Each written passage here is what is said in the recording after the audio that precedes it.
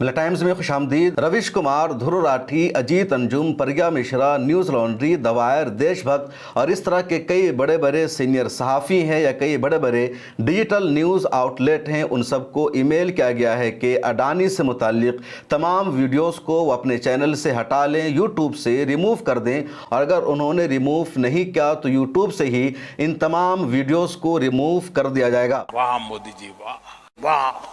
अब ये कहना मुश्किल है कि जो कोई इस न्यूज़ पर वीडियो बनाएगा, खबर बनाएगा, उसकी वीडियो बाकी रहेगी या नहीं रहेगी। 138 ऐसी वीडियोस है यूट्यूब पर जिनको हटाने का आदेश दिया गया है और इन तमाम बड़े बड़े चैनलों पर ये वीडियोस मौजूद हैं, उन जगहों से हटाने का आदेश दिया गया है। और इसलिए सवाल पैदा हो रहा है कि मेरी ये वीडियो यूट्यूब पर बाकी रहेगी या नहीं रहेगी, इसकी गारंटी नहीं है। और इसलिए ज़रूरी है कि आप यूट्यूब के साथ साथ हमें फेसबुक पर भी फॉलो कीजिए, इंस्टाग्राम, ट्विटर और व्हाट्सएप पर चैनल है, वहाँ भी फॉलो कर लीजिए, ताकि आपको यहाँ अगर वीडियो ना मिल सके तो फेसबुक या एक्स पर आप इस वीडियो को देख सकें। आगे ये भी गुजारिश है कि मिला टाइम्स की मेंबरशिप ले लीजिए और सिर्फ 99 रुपये की मेंबरशिप लीजिए। और आइए आपको बताते हैं पूरा मामला क्या है। रोहिणी अदालत की तरफ से और रोहिणी अदालत का फैसला आता है और उस फैसले को IB मिनिस्ट्री की तरफ से भेजा जाता है रविश कुमार को, अजीत अंजुम को, ध्रुव राठी को, प्रज्ञा मिश्रा को या न्यूज़ लॉन्ड्री को, देशभक्त को, द वायर को। और इन सब को कहा जाता है कि अडानी से मुताल्लिक ये वीडियोस आपने जो बना रखी है, इन वीडियोस को डिलीट कर दें। बाज़ाब्ता ईमेल में उन वीडियोस का लिंक भी भेजा गया जो वीडियोस इनके यूट्यूब चैनल पर पड़ी हुई है। पूरा मामला क्या है और तफसील से समझिए। दरअसल अडानी पिछले कई सालों से सबसे ज़्यादा सुर्खियों में है। आसाम का मामला हो जहां 3000 एकड़ से ज़्यादा ज़मीन सरकार ने अडानी ग्रुप को दे दिया है और मुसलमानों के घरों को तोड़ा जा रहा है, मुसलमानों के घरों को हटाकर वो जगह अडानी ग्रुप को दी जा रही है। इसी तरह कल कांग्रेस ने एक बड़ा इंकशाफ किया और बताया कि भागलपुर में कई हज़ार एकड़ ज़मीन सिर्फ 1 रुपये के लीज पर वहाँ की हुकूमत ने अडानी ग्रुप को दे दिया है, वहाँ कुछ बिजनेस करने के लिए। देश के अलग अलग इलाकों से लगातार ये खबरें सामने आ रही है। कई पोर्ट ऐसे हैं, कई एयरपोर्ट ऐसे हैं जो अडानी ग्रुप को दिया गया है। अडानी ग्रुप पर अमेरिका में मुकदमा चल रहा है धोखाधड़ी का, करप्शन का। अडानी के खिलाफ मामले सिर्फ इतने ही नहीं है बल्कि इसके अलावा भी कई और मामले हैं। और एक मामला जिस पर पिछले दिनों रिपोर्ट सामने आई थी लेकिन मीडिया ने सिरे से उसको नज़रअंदाज कर दिया और पहलगाम टेरर अटैक के बाद ये मामला सामने आया था। गुजराती में अडानी के पोर्ट पर कई हज़ार बल्कि कई करोड़ रुपए का ड्रग पकड़ा गया था और ये ड्रग्स पाकिस्तान से कई रास्तों से सप्लाई होकर इंडिया पहुंचा था और उन पैसों का दहशतगर्दी को फ़रोग देने में या टेररिस्ट ग्रुप के लिए इस्तेमाल किया जाता था। इसका भी बाज़ाब्ता सबूत मिला था, एजेंसीज़ ने भी रिपोर्ट शाये की थी और ये अडानी के पोर्ट पर ये सब पकड़े गए थे और उस पोर्ट से बाज़ाब्ता ये चलता रहा। एक मरतबा पकड़ा गया जिसको कांग्रेस ने उछाला, उसको हाईलाइट किया, लेकिन दूसरों ने दबा दिया। तो इन तमाम पर लगातार खबरें बनती रही और मेन स्ट्रीम मीडिया में अडानी के खिलाफ कोई भी खबर नहीं दिखाई जाती है। आज तक या NDTV या जितने इस तरह के मीडिया हाउसेज हैं, जो अल्टरनेटिव मीडिया हाउसेज है यानी जो यूट्यूब चैनल है, वहीं पर अडानी से मुताल्लिक रिपोर्ट दिखाई जाती है, सच्चाई बताई जाती है कि किस तरह देश की हर चीज़ को अडानी के हाथों में दिया जा रहा है, कारपोरेट सेक्टर को कितना बढ़ाया जा रहा है। और रविश कुमार इस पर लगातार काम करते हैं, ध्रुव राठी की कई सारी वीडियो है, अजीत अंजुम ने भी इस पर लगातार रिपोर्टिंग की है, न्यूज़ लॉन्ड्री ने अपने कई शो में एक्सपोज किया है, या इसी तरह देशभक्त जो आकाश बनर्जी का यूट्यूब चैनल है या दूसरे जर्नलिस्ट है। अब इन तमाम जर्नलिस्ट को नोटिस भेजा गया और ये मामला कैसे शुरू हुआ उसको भी जान लीजिए। रोहिणी की लोकल अदालत में मामला गया, यानी सुप्रीम कोर्ट या हाई कोर्ट का आदेश नहीं है। रोहिणी की लोकल अदालत से 6 सितंबर को एक फैसला आता है अडानी ग्रुप के हक में और कहा जाता है कि इन तमाम चैनलों ने अडानी के खिलाफ खबर शाये कर रखी, इसको हटाया जाए। और 6 सितंबर को रोहिणी की अदालत का फैसला आता है कि इन तमाम चैनलों से वीडियो को हटाया जाएगा। उसके बाद इन तमाम यूट्यूबर्स को, तमाम जर्नलिस्ट को 9 सितंबर तक का टाइम दिया जाता है अपना जवाब दाखिल करने का, यानी सिर्फ 3 दिन का टाइम। 9 सितंबर की भी तारीख गुजर गई और किसी को पता ही नहीं चला कि उनके खिलाफ अदालत का कोई फैसला आया है। अदालत ने किसी वीडियो को टेक डाउन करने के लिए कहा है। उसके बाद 16 सितंबर की रात को ministry of information and broadcasting की तरफ से यानी MIB की तरफ से दीपक शर्मा को, अजीत अंजुम को, रविश कुमार को नोटिस इशू किया जाता है। साथ में वीडियो का लिंक भी बताया जाता है कि फला फला ये वीडियो आपके यहाँ मौजूद है और इन सबको हटाना होगा। और यूट्यूब पर ऐसी 100 कुल 38 वीडियो है, 138 वीडियोस को यूट्यूब से हटाने का नोटिस इशू किया गया। इसी तरह 83 यानी 83 वीडियो इंस्टाग्राम है जहां से हटाने का आदेश दिया गया। और रविश कुमार ध्रुव राठी के अलावा दवायर भी शामिल है, HW न्यूज़ शामिल है, उसके अलावा द देशभक्त शामिल है। तो इन सबको कहा गया। अच्छा, सबसे अहम बात यह है जिस पर सवाल उठाया जा रहा है कि अदालत का फैसला है तो अदालत की तरफ से नोटिस इशू हो जाना चाहिए था, लेकिन ministry of information and broadcasting अदालत के फैसले को यूट्यूबर तक, जर्नलिस्ट तक या मीडिया हाउसेस तक पहुंचा रही है। आखिर ये कब से होने लगा? क्या इससे पहले कभी हुआ कि किसी भी मीडिया हाउस के खिलाफ, यूट्यूब के चैनल के खिलाफ अदालत का कोई फैसला आया हो और अदालत की तरफ से उसको डायरेक्ट नोटिस न इशू किया जाए जिसका मामला है, बल्कि मामला ministry of information and broadcasting तक जाए और फिर MIB नोटिस इशू करे चैनल चलाने वालों को, मीडिया हाउसेस को? तो ये सबसे ज़्यादा लोगों के लिए एक मुहिम्मा बना हुआ है। अभी जब नोटिस सामने आया है, जब ये बात ट्विटर पर आज सामने आ गई है, तो उन सहाफ़ियों का रिएक्शन क्या है उसे भी जान लीजिए। रविश कुमार ने भी इस हवाले से ट्वीट किया और रविश कुमार ने कहा, आज के भारत की माई मोदी स्टोरी, उन्होंने टाइटल दिया और नीचे लिखा, मुझे भी यूट्यूब ने सूचना भेजी है कि अदानी पर बने वीडियो खुद ही हटा लूं या फिर वह हटा देगा। सूचना मंत्रालय ने कई लोगों और संस्थानों को नोटिस जारी किया है। इसमें न्यूज़ लॉन्ड्री, दवायर, शहीद ध्रुव राठी, अभिशार, अजीत अंजुम, आकाश बनर्जी के वीडियो के भी लिंक हैं। कुल 138 वीडियो हटाए जाने हैं। इंस्टाग्राम पर भी पोस्ट किए गए वीडियो हटाने होंगे। आज अदानी वीडियो टेकडाउन दिवस है। रविश कुमार ने आगे लिखा, अगर कोई यूट्यूबर इसी पर वीडियो बनाए कि अदानी पर बने 138 वीडियो टेक डाउन करने के आदेश दिए गए हैं, तो क्या उसके वीडियो को भी टेक डाउन किया जाएगा? टेक डाउन का मतलब होता है वीडियो डिलीट करना। रविश कुमार ने तंज करके लिखा। अजीत अंजुम ने भी इस पर अपना रिएक्शन दिया। अजीत अंजुम ने क्या लिखा उसे देख लीजिए। अडानी का नाम लेना अब गुनाह हो गया। दिल्ली की एक अदालत के आदेश के बाद सूचना प्रसारण मंत्रालय और यूट्यूब की तरफ से मुझे 24 वीडियो को डिलीट करने का फरमान आया है। अडानी जी के जिन वीडियो को हटाने का मुझे निर्देश मिले हैं उनमें प्रशांत भूषण, यशवंत सिन्हा, सुचेता दलाल और सुब्रमण्यम स्वामी के इंटरव्यू भी शामिल हैं। कुछ वीडियो में राहुल गांधी और प्रियंका गांधी के भाषण के हिस्से भी हैं। सुप्रिया श्रीनेट की PC है। इंडियन एक्सप्रेस और कुछ अखबारों की रिपोर्ट के हवाले से बनाए गए वीडियो हैं। ऐसा लग रहा है कि जैसे अडानी का नाम जिस भी वीडियो में लिया गया है उन सब को हटाने का फरमान है।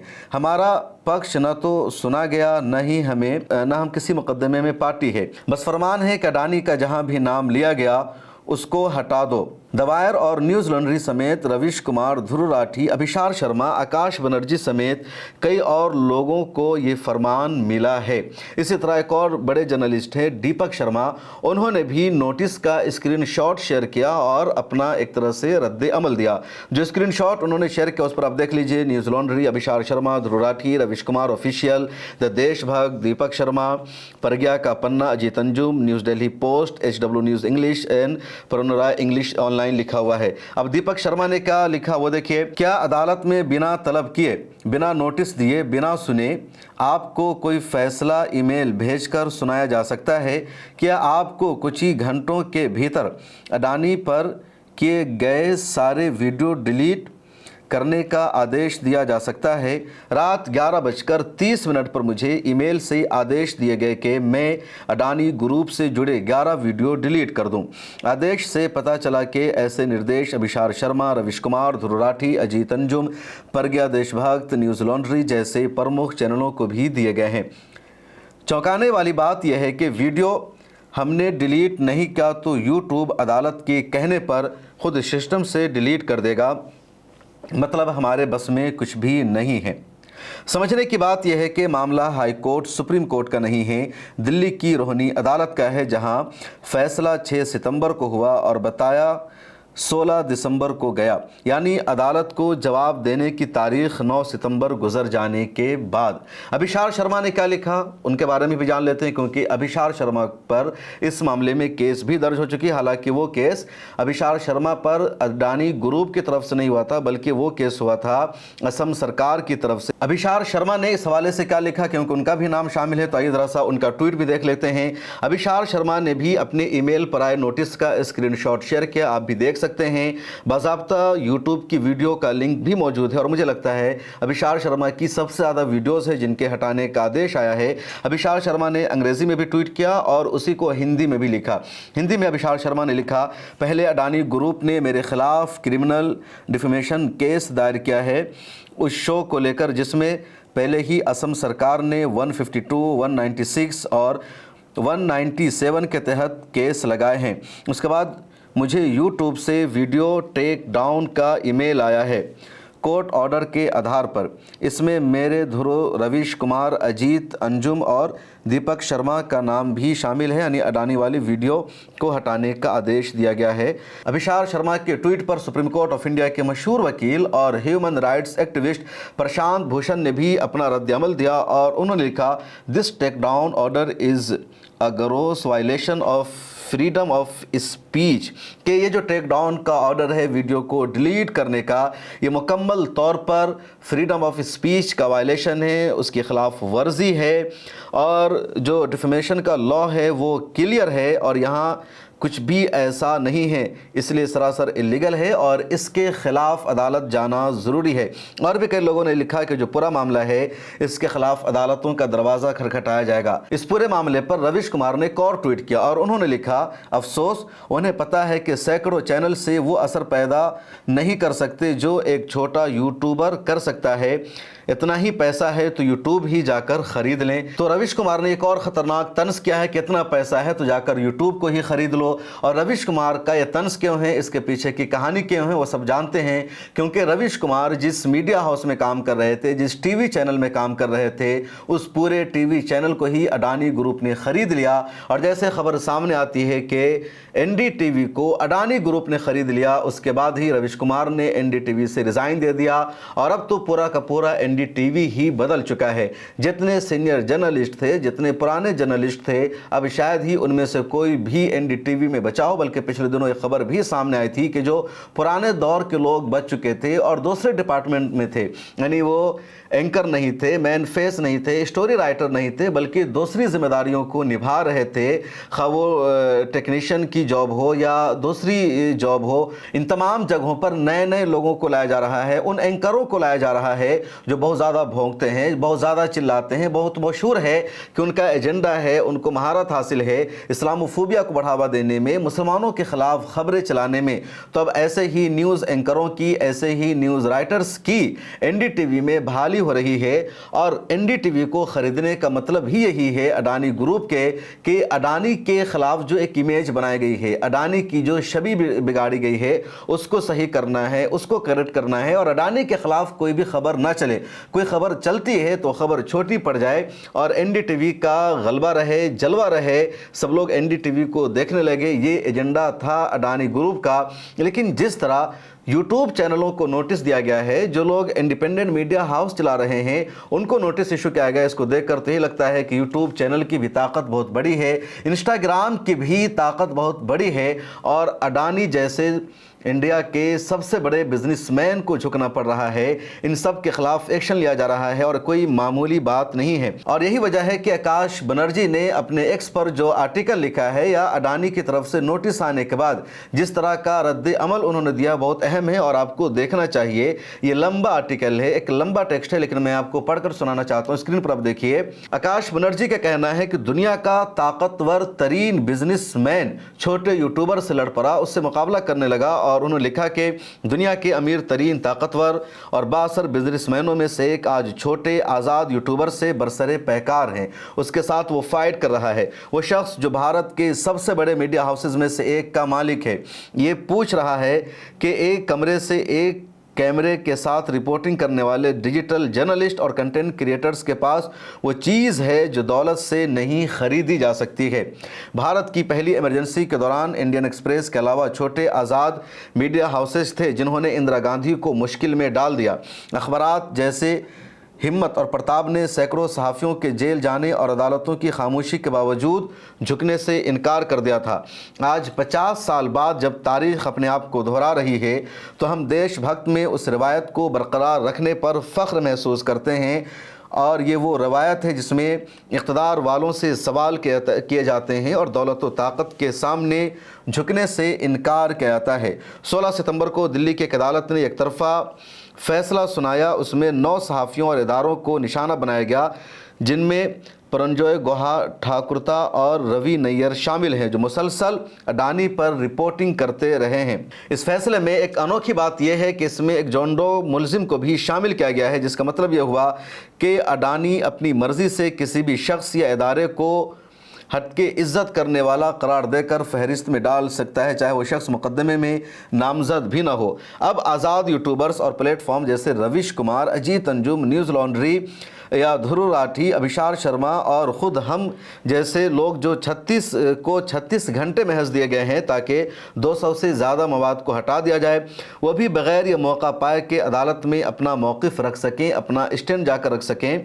आपकी सियासी वाबस्तगी जो भी हो, ये मामला सियासत से बढ़कर फ्रीडम ऑफ स्पीच का है, आज़ादी सहाफ़त का है और इजहार राय के हक़ पर डायरेक्ट अटैक है। हम इस इक़दाम को अपनी ताकत और असर व रसूख की अलामत समझते हैं। इस बात का सबूत है कि छोटे आज़ाद डिजिटल प्लेटफॉर्म ने कितनी साख और एतबार हासिल कर लिया है।